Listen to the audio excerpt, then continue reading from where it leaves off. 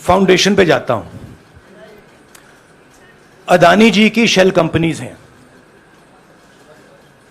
अदानी जी की shell companies हैं, उसमें 20,000 करोड़ रुपया किसी ने इन्वेस्ट किया। अदानी जी का पैसा नहीं है, अदानी जी का इंफ्रास्ट्रक्चर बिजनेस है, पैसा किसी और का है। सवाल यह है, ये जो 20,000 करोड़ रुपए हैं ये किसके हैं? यह सवाल मैंने पूछा। मैंने पार्लियामेंट हाउस में प्रूफ देके, जो मीडिया रिपोर्ट से मैंने निकाला, अदानी जी और नरेंद्र मोदी जी के रिश्ते के बारे में डिटेल में बोला। रिश्ता नया नहीं है, रिश्ता पुराना है। जब नरेंद्र मोदी जी गुजरात के सीएम बने थे तब से रिश्ता है, और उसके बहुत सारे पब्लिक प्रूफ्स हैं। हवाई जहाज में मैंने फोटो दिखाई, नरेंद्र मोदी जी बड़े कंफर्ट में बैठे हुए थे अपने दोस्त, अपने मित्र के साथ। पार्लियामेंट में मैंने दिखाई। यह सवाल मैंने पूछा। फिर मेरी स्पीच को एक्सपंज किया गया। मैंने स्पीकर को डिटेल चिट्ठी लिखी, पॉइंट बाय पॉइंट, कि मैंने कहा कि एयरपोर्ट्स अदानी जी को रूल बदल के दिए गए हैं। ये लीजिए रूल की कॉपी जिसको बदला गया है। चिट्ठी लिखी, कोई फर्क नहीं पड़ा। फिर मेरे बारे में मंत्रियों ने पार्लियामेंट में झूठ बोला कि मैंने विदेशी ताकतों से मदद मांगी। मैंने ऐसी कोई बात नहीं की है। मैंने कहा स्पीकर से, मैंने जाके कहा, स्पीकर सर, पार्लियामेंट का नियम है कि अगर किसी मेंबर पर कोई एक्यूजेशन लगाता है तो उस मेंबर को जवाब देने का हक होता है। मैंने एक चिट्ठी लिखी, उस चिट्ठी का जवाब नहीं आया। दूसरी चिट्ठी लिखी, उस चिट्ठी का जवाब नहीं आया। फिर मैं स्पीकर के चेंबर में गया। मैंने स्पीकर सर से कहा, स्पीकर सर, यह कानून है, यह रूल है, इन्होंने झूठा आरोप लगाया है, मुझे आप बोलने क्यों नहीं दे रहे हैं? स्पीकर सर मुस्कुराते हैं, कहते मैं नहीं कर सकता। और फिर उसके बाद आपने सबने देखा क्या हुआ। सवाल पूछना मैं बंद नहीं करूंगा। नरेंद्र मोदी जी का अदानी के साथ क्या रिश्ता है और 20,000 करोड़ रुपए किसके हैं, मैं पूछता जाऊंगा। मुझे कोई डर नहीं लगता इन लोगों से। और अगर ये सोचें कि मुझे डिस्क्वालीफाई करके, धमका के, जेल में डाल के मुझे बंद कर सकते, नहीं, मेरी वो हिस्ट्री नहीं है। मैं हिंदुस्तान के लोकतंत्र के लिए लड़ रहा हूं और मैं हिंदुस्तान के लोकतंत्र के लिए लड़ता रहूंगा। किसी चीज से नहीं डरता हूं, यह सच्चाई है। अब आप सवाल पूछिए। राहुल जी, मैं मोहित दुबे हूं। मेरा सवाल यह है कि आप शहीदों के परिवार से आते हैं। आपकी दादी भी डिस्क्वालीफाई हुई, जनता के बीच गई, आप सत्ता में वापस आए। आज के दौर में राहुल गांधी भी डिस्क्वालीफाई हो गए हैं क्योंकि तमाम आपने इश्यूज को उठाया, चीन के इश्यूज को उठाया। क्या राहुल गांधी भी जनता के बीच में जाएंगे और वही वापसी फिर से करेंगे? राहुल गांधी भारत जोड़ो यात्रा में 4.5 महीने जनता के बीच में रहेंगे और वो मेरा काम है, वो मैं करता जाऊंगा। हाँ जी, अनवर। आज के हिंदुस्तान में जो पहले राजनीतिक पार्टियों को सपोर्ट मिलती थी, मीडिया से मिलती थी, बाकी इंस्टीट्यूशन से मिलती थी, वो नहीं मिलती है। तो ऑपोजिशन की पार्टीज को एक ही रास्ता है, जनता के बीच में जाने का। हाँ जी, अनवर। सर, भारतीय जनता पार्टी ने आप पर ओबीसी समुदाय के अपमान का आरोप लगाया है। इस पर आप क्या जवाब देना चाहेंगे भारतीय जनता पार्टी को? मैं पिछले भारत जोड़ो यात्रा में आप मेरी कोई भी स्पीच देख लीजिए, मैं वहां कह रहा हूं सब समाज एक हैं, सबको एक साथ चलना चाहिए, भाईचारा होना चाहिए, नफरत नहीं होनी चाहिए, हिंसा नहीं होनी चाहिए। तो मेरी पोजीशन बिल्कुल क्लियर है। ये ओबीसी का मामला नहीं है, ये नरेंद्र मोदी जी और अदानी जी के रिश्ते का मामला है। 20,000 करोड़ रुपए जो अदानी जी को पता नहीं कहां से मिले, उसके बारे में मैं सवाल पूछ रहा हूं और उसका जवाब चाहिए। बीजेपी ध्यान को भड़काने की कोशिश करती है, कभी ओबीसी की बात करेगी, कभी विदेश की बात करेगी, कभी कुछ और बात करेगी, कभी डिस्क्वालिफिकेशन की बात करेगी, मगर सवाल यही है 20,000 करोड़ रुपए, $3 बिलियन किसका था? संजय मिश्रा। और वो अदानी का पैसा नहीं हो सकता। संजय मिश्रा।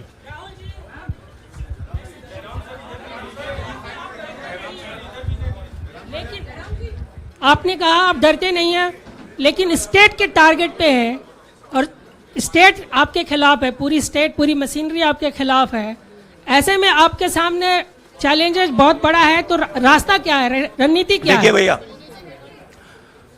चाहे स्टेट हो चाहे कुछ भी हो, मैं सच्चाई को देखता हूं, मुझे और किसी चीज में इंटरेस्ट नहीं है,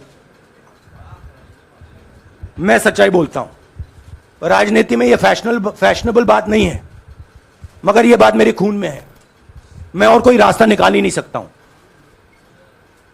तो मेरा काम यह है, यह मेरी तपस्या है, जीवन की तपस्या है, उसको मैं करता जाऊंगा।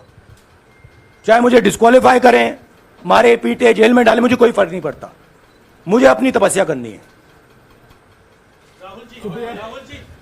इस देश ने मुझे सब कुछ दिया है। शांत हो जाइए। इस देश ने मुझे सब कुछ दिया है, प्यार दिया है, इज्जत दी है, इसलिए मैं ये करता हूं। हाँ Supriya. Sir, Rahul sir, BJP के जो लीडर्स आप पे अटैक कर रहे हैं उस पर आप क्या कहेंगे? और इसके अलावा वायनाड, वहां पर जब से खबर गई है वहां पे लोग बहुत डिसबिलीफ में हैं, प्रोटेस्ट भी इरप्ट हो रहा है, आप अपनी कॉन्स्टिट्यूएंसी के लोगों को क्या कहना चाहेंगे? नहीं, मैंने सोचा है कि मैं अपनी, देखिए मैंने कॉन्स्टिट्यूएंसी में भी बोला कि वायनाड के लोगों के साथ मेरा पारिवारिक रिश्ता है, फैमिली प्यार का रिश्ता है। तो मैंने सोचा कि मैं वायनाड के लोगों के लिए अपनी एक चिट्ठी लिखूं उनके लिए कि मेरे दिल में उनके लिए क्या है, तो वो तो मैं रिजॉल्व कर दूंगा। उनका, देखिए बीजेपी के नेताओं का काम यही है। देखिए वो सब नरेंद्र मोदी जी से डरते हैं, कारण आप जानते हो। नरेंद्र मोदी जी ने कहा कि देखिए ध्यान हटाना है, वो सब जानते हैं अदानी जी और नरेंद्र मोदी जी का रिश्ता, सारे के सारे जानते हैं क्या रिश्ता है, सब जानते हैं, मगर डरते हैं। तो अगर नरेंद्र मोदी जी ने उनसे कहा कि भैया ध्यान उधर करो, ध्यान उधर करेंगे। मगर सवाल यही है 20,000 करोड़ रुपए किसका है? हाँ जैनेंद्र। राहुल जी, पूरी कांग्रेस पार्टी, सर पूरी कांग्रेस पार्टी ये कह रही है कि आप चाहे वो गुजरात की कोर्ट ने आपको सजा सुनाई या आपका निलंबन हुआ, ये सब कुछ केंद्र सरकार, प्रधानमंत्री के इशारे पर हो रहा है। लेकिन बीजेपी कह रही है कि कानून ने अपना काम किया है। तो जो ये दलील है कि कानून ने आपको सजा दी है और उसी की वजह से आपका निलंबन भी हुआ है, इस पर आप क्या कहेंगे? देखिए लीगल मैटर है, पर ये हुआ है। लीगल मैटर है। मैं हिंदुस्तान के लीगल सिस्टम को रिस्पेक्ट करता हूं। मैं लीगल मैटर पे इस प्रेस कॉन्फ्रेंस में बात नहीं करना चाहता हूं। हाँ संजीव। अगर आपके लीगल सवाल होंगे तो आप हमारी लीगल टीम से पूछ लीजिए। Sanjeev 1 minute. Sanjeev.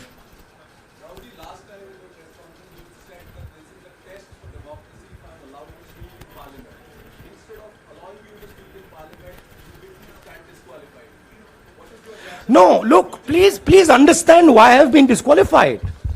I've been disqualified because the Prime Minister is scared of my next speech. He's scared of the next speech that is going to come on Adani, right? I've seen it in his eyes. So he's terrified of the next speech that is going to come, and they don't want that speech to be in Parliament. That's the issue. That is why, first the distraction, now the disqualification. Please don't be confused about this matter. there is a deep relationship between Narendra Modi ji and Mr. Adani. There is a question. 20,000 crore rupees have suddenly arrived in Mr. Adani's shell companies. Where has this money come from? Whose money is it? It is, some of these companies are defense companies. Why is the defense ministry not asking this question? Why is the defense ministry not asking the question? But please explain to us, whose money is this that is being spent on our drone development, that is being spent on our missile development, that is being spent on our ordnance production? Why is the defense ministry not asking this question? Manjari, please. एक minute मंजरी. सदस्यता आपकी रद्द हुई तो उसके बाद बहुत सारे ऐसे विपक्षी दल जो अभी तक कांग्रेस से दूरी बना के चलते थे वो भी आपके समर्थन में आए. तो आपको क्या लगता है अब वो समय आ गया है जब सारे विपक्ष को एकजुट हो जाना चाहिए? मैं उन सब विपक्षी दलों का धन्यवाद करता हूं कि उन्होंने इस बात में हमारी सपोर्ट की और हम सब मिलके काम करेंगे. रंजीता. जिस बयान को लेकर आपको ये सजा सुनाई गई है, क्या आपको लगता है, आपको अफसोस है उस बयान को लेकर? क्या कहेंगे उस बयान पर? अब देखिए, अब ये लीगल डिस्कशन है, उस पे मैं टिप्पणी नहीं करना चाहता हूं क्योंकि ये कोर्ट में मामला है. मगर मैं जो भी सवाल उठाता हूं वो सोच समझ के उठाता हूं. हाँ जी, नीरज. राहुल जी अभी कुछ ही दिन पहले लक्षद्वीप के सांसद मोहम्मद फैजल की सदस्यता गई थी और बाद में हाईकोर्ट ने स्टे कर दिया था. अभी उनकी मेंबरशिप रीइंस्टेट नहीं हुई है. देखिए, सुन लीजिए. हाँ. राहुल जी सुन लीजिए, अभी उनकी सदस्यता रीइंस्टेट नहीं है, लेकिन चुनाव आयोग ने चुनाव की घोषणा करने के बाद उसे रोक दिया था. अगर ऊपरी अदालत से आपको स्टे मिलता है तो आपको उम्मीद है कि लोकसभा स्पीकर भी आपकी सदस्यता को बहाल कर देंगे? मुझे उम्मीद में कोई इंटरेस्ट ही नहीं है. चाहे मुझे सदस्यता मिले ना मिले, मैं अपना काम करूंगा. अगर ये मुझे परमानेंटली डिस्क्वालीफाई कर दें तो भी मैं अपना काम करूंगा. अगर मुझे रीइंस्टेट कर दें तो भी मैं अपना काम करूंगा. मुझे कोई फर्क नहीं पड़ता मैं पार्लियामेंट के अंदर हूं या बाहर हूं, कहां हूं. मैंने आपसे कहा मुझे अपनी तपस्या करनी है, मैं उसको करके दिखाऊंगा. आपके लिए नहीं, अपने लिए. रवि, एक मिनट रमन. हाँ. एक मिनट रमन.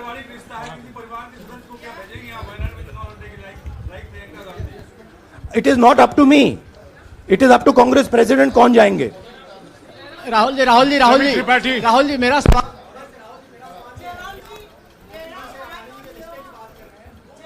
आपके यहाँ बैठे हैं. हाँ. दोनों मुख्यमंत्रियों का भी अडानी जी से रिश्ता है, उनके साथ लेन देन का मामला, उसका कहा था धंधे का मामला है. लेकिन क्या धंधे का मामला, क्या बात कर रहे हैं? ये धंधा रोकेंगे ये लोग? जिनके पास जो भी स्टेट का उनके साथ नाता है, जो भी बिजनेस चल रहा है, वो बिजनेस रोका जाएगा क्या? देखिए, सिंपल सी बात है, आप डिस्ट्रैक्ट करने की कोशिश मत कीजिए. 20,000 करोड़ रुपए अदानी जी की शेल कंपनीज में कहां से आए? आप इंक्वायरी कीजिए. अगर बात निकली कि हमारे चीफ मिनिस्टर का पैसा है तो इनको जेल में डाल दीजिए. अगर बात निकली तो किसी और का पैसा है तो उसको जेल में डालिए. Siddharth sir. Rahul sir, please madam, एक मिनट. मैडम आप लोकतंत्र को समझिए. ये जो पैनिक रिएक्शन इन्होंने किया है नरेंद्र मोदी जी ने, इससे सबसे ज्यादा फायदा मिलेगा विपक्ष को. ये इन्होंने हमें हथियार पकड़ा दिया है. ये आप बात समझिए. ये मोदी जी पैनिक में आ गए कि बात निकल जाएगी, ये 20,000 करोड़ रुपए किसके हैं, डर गए, घबरा गए. इन्होंने पूरा सीक्वेंस शुरू कर दिया. ये विपक्ष को सबसे बड़ा इन्होंने हथियार दिया है. राहुल जी, क्योंकि जनता के माइंड में अब एक सवाल आ गया है कि जनता जानती है कि अदानी जी भ्रष्ट व्यक्ति है. अब जनता के माइंड में यह सवाल उठा है कि इस भ्रष्ट व्यक्ति को हिंदुस्तान का प्रधानमंत्री क्यों बचा रहा है. यह मतलब अब सब कुछ बीजेपी के लोग, नरेंद्र मोदी जी सब कुछ इस व्यक्ति को बचाने के लिए क्यों कर रहे हैं. दूसरा सवाल, बीजेपी के लोगों ने कहा कि अदानी पर आक्रमण देश पर आक्रमण है। मतलब इनकी माइंड में देश अदानी है और अदानी देश है। बात समझिए। राहुल जी, हाँ, सिद्धार्थ। राहुल जी, मेरा सवाल आपसे सिद्धार्थ। ये है कि जब आप ये फैसला सामने आया, आपको मैक्सिमम पनिशमेंट जो है इसमें जो हो सकती है वो आपके लिए मुकर्रर की गई। इस बीच कई लोगों ने ये भी कहा, आपके पार्टी के भी एक सांसद ने कहा कि कम से कम जज को ये देखना चाहिए था कि सामने जो शख्स है वो एक गांधी परिवार से आता है। इस पर आप क्या कहेंगे? और आपको लगता है मैक्सिमम पनिशमेंट जो है आपके केस में, मैक्सिमम पनिशमेंट आपके लिए मुकर्रर की गई, क्या आपको इसके पीछे क्या कहना है आपका? वही मैंने कहा, अगर डिस्ट्रैक्शन करना है, मैक्सिमम पनिशमेंट की तो जरूरत है। मिनिमम पनिशमेंट से बात थोड़ी बनेगी। मैं तो सोच रहा था भैया 5 साल होते, 7 साल होते, 10 साल होते, वो भी मिल जाता। मुझे क्या फर्क पड़ रहा है? यार राजदीप,